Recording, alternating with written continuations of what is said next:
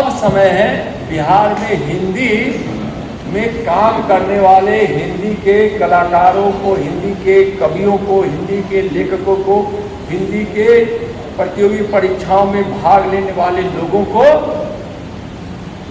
आपको प्रोत्साहित करने के लिए पुरस्कार देने का काम होना चाहिए। दुर्भाग्य तो रहा, देश के आज़ादी के साथ ही एक हिंदी मन वाले नेता की जरूरत थी, जो मिला नहीं।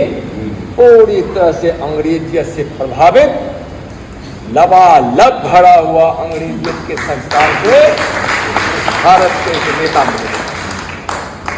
और वही दुर्भाग्य देश का बंटवारा जो जिस समय हुआ, देश के बंटवारा में जिस प्रकार से एक अपनी ढलती हुई उम्र की विवशता हो कहें, या उनके अंदर प्रधानमंत्री बनने की एक ऐसी ललक थी, और एक ऐसा व्यक्ति जो पाकिस्तान का जिन लेकर पैदा हुआ था, जिसने देश के बंटवारा को स्वीकार कर लिया।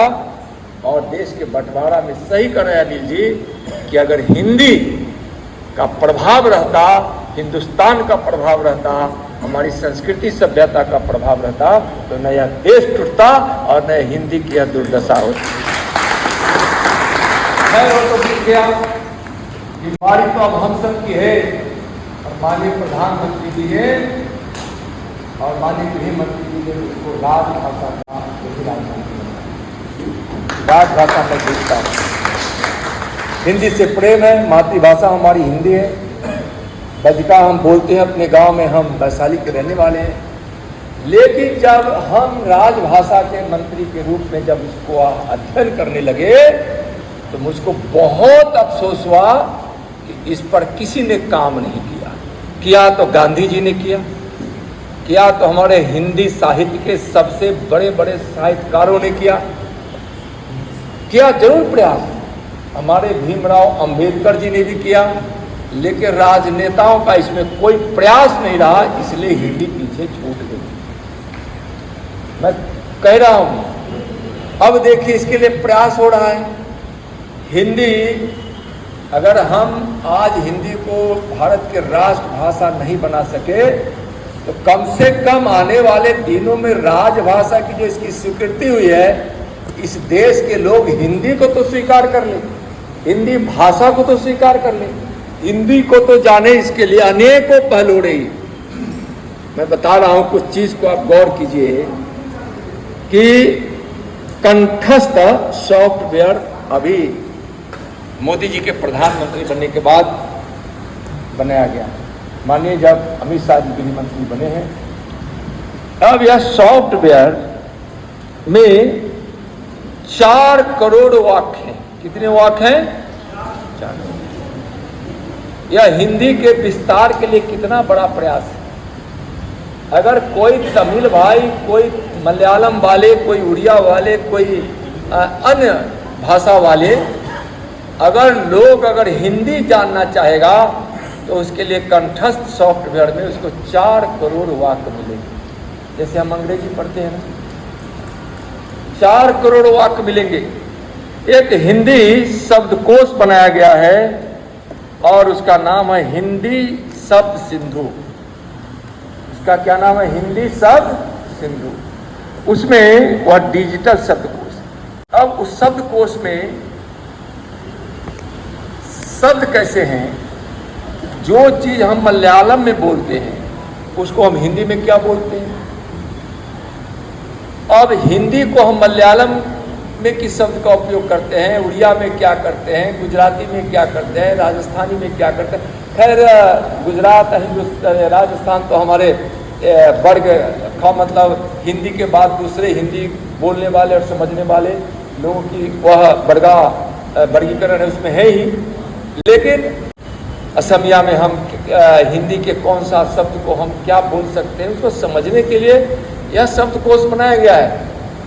और हिंदी के शब्दों का रूपांतर 15 भाषाओं में किया गया है।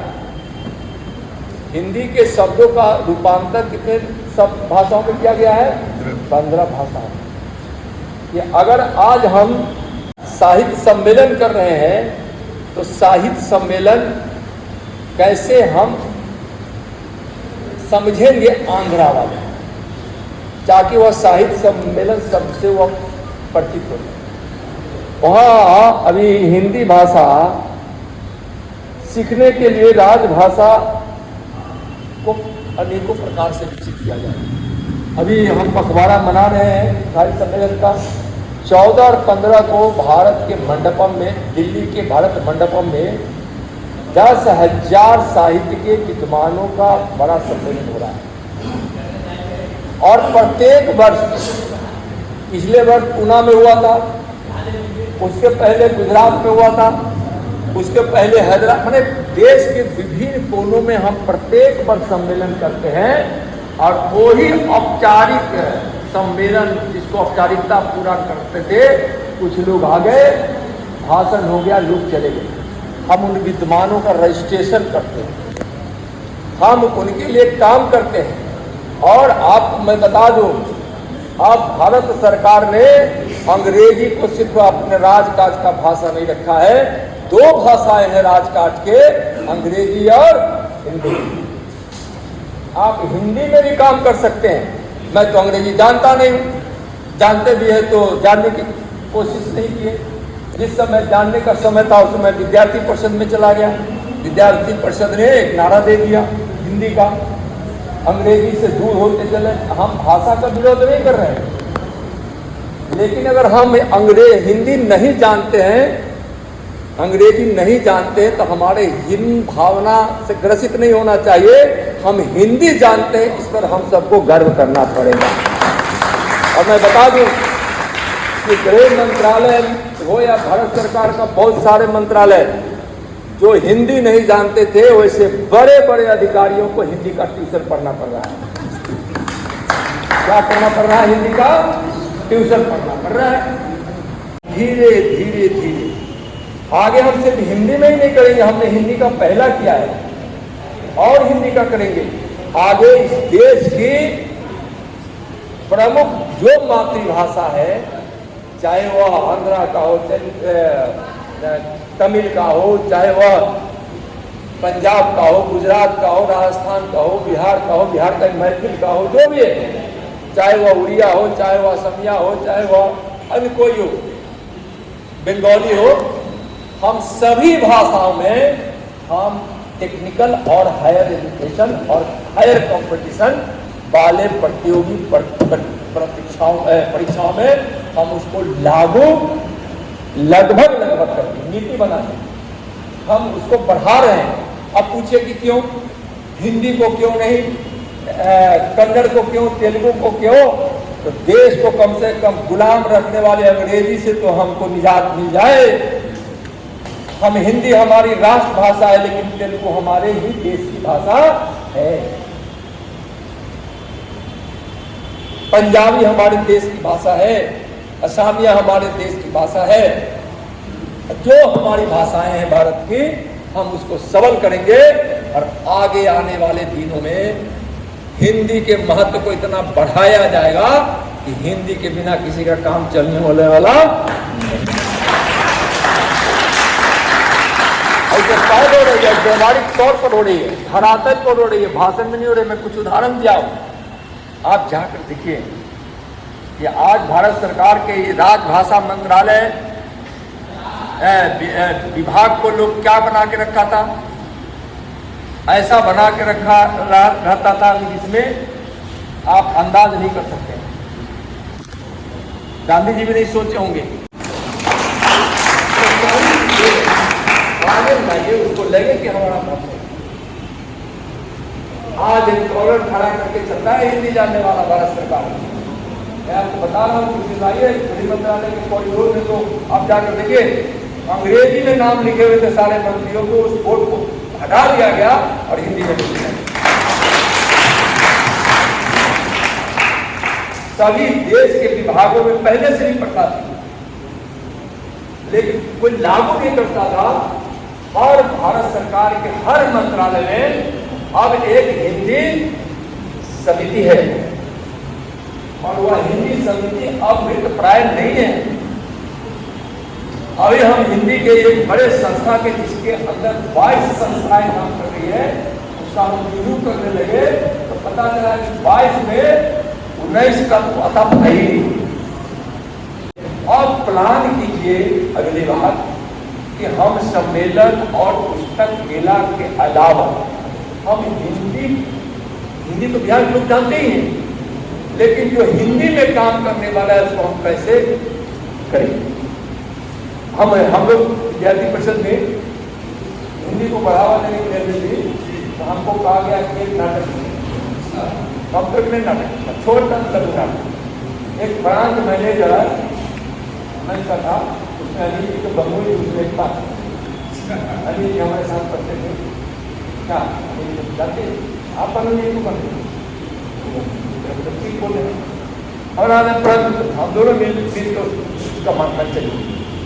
और उस नाटक में कदम छोटा 4 मिनट 5 मिनट का नाटक। एक बैंक मैनेजर आके अंग्रेजी में बोलता है और उस गांव का अंग्रेजी समझने वाला एक गला को रख लेता है कि समझा इसको हम बोल रहे हैं तो समझ लेगा।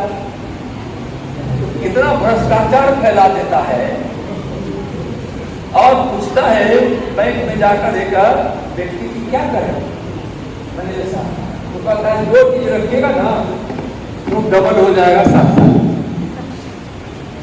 वो बकरी लेके आ गया, बर्तन लेके आ गया कि हम बेटी की शादी करने वाले 7 साल में बदल जाएगा, समझे ना। और ये क्या लेकर आया हम नहीं कहेंगे, लेकिन हमको इतना उस पर प्रहार करना था, समझे ना। उस अंग्रेजी वाले पर आकर कहा कि हमको 2 गो चाहिए, 7 साल के बाद आपसे हम 2 लेंगे। व्यंग नाटक था तो समझ सकते हैं कि वह कितना बड़ा प्रहार था अंग्रेजी पर।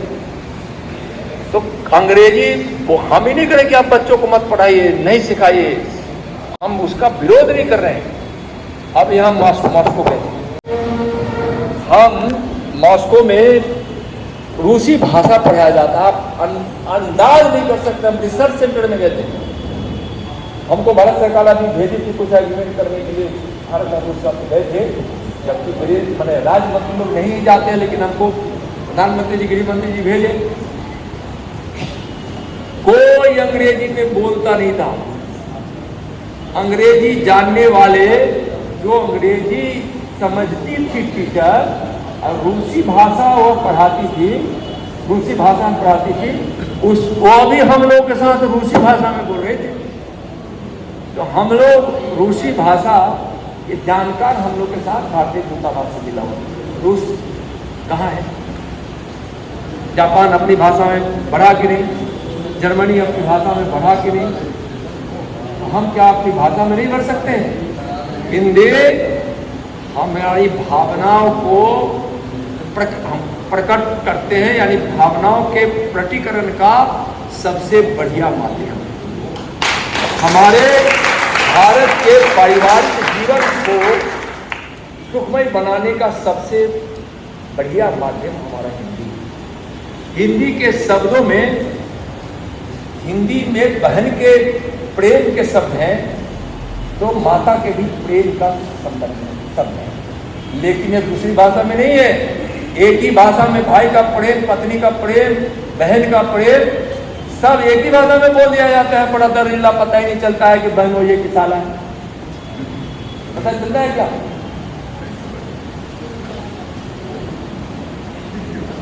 क्या तो हम हिंदी को, अब समय है बिहार में हिंदी में काम करने वाले हिंदी के कलाकारों को, हिंदी के कवियों को, हिंदी के लेखकों को, हिंदी के प्रतियोगी परीक्षाओं में भाग लेने वाले लोगों को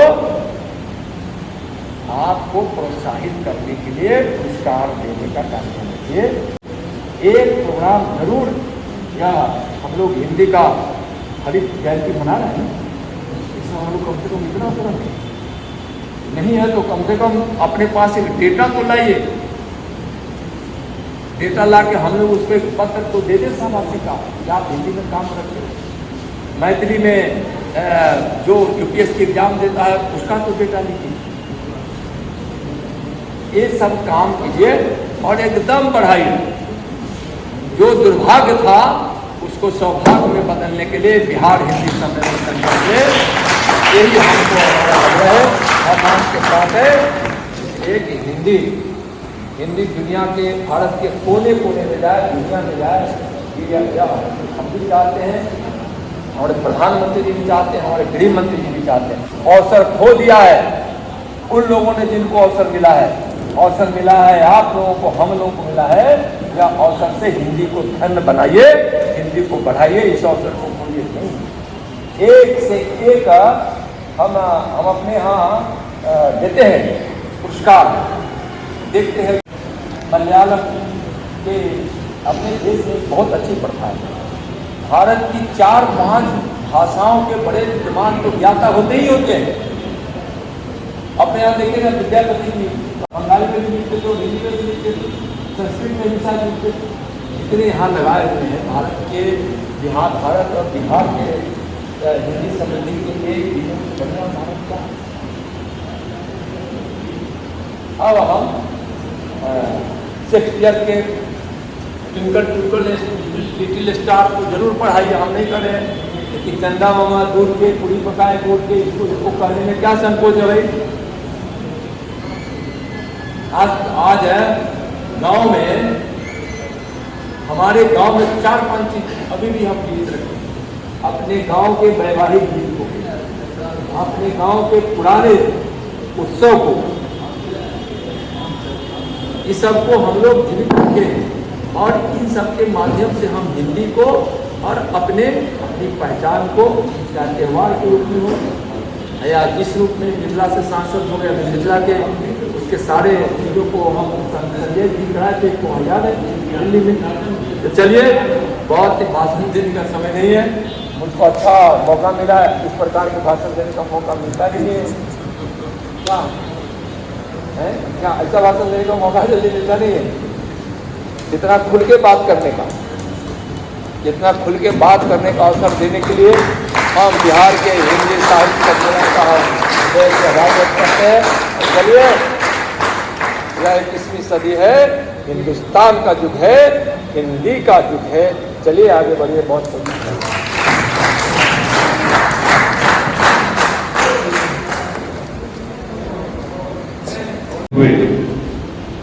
भारतवर्ष के इस तो बिहार हिंदी साहित्य सम्मेलन में कवित्री सम्मेलन किया गया, जिसमें केंद्र के गृह राज्य मंत्री हैं नित्यानंद राय। उन्होंने यहाँ पर आकर के अपनी बातों को रखा और बहुत कुछ हिंदी को बढ़ावा देने की बातें की, हिंदी को लेकर के जो काम चल रहा है उसके बारे में बताया। उम्मीद है आपको ये वीडियो अच्छा लगा हो तो लाइक कीजिए, शेयर कीजिए, सब्सक्राइब कीजिए हमारे चैनल को। हम फिर मिले किसी और नए टॉपिक के साथ। इन का जय भारत, जय बिहार, जय हिंद।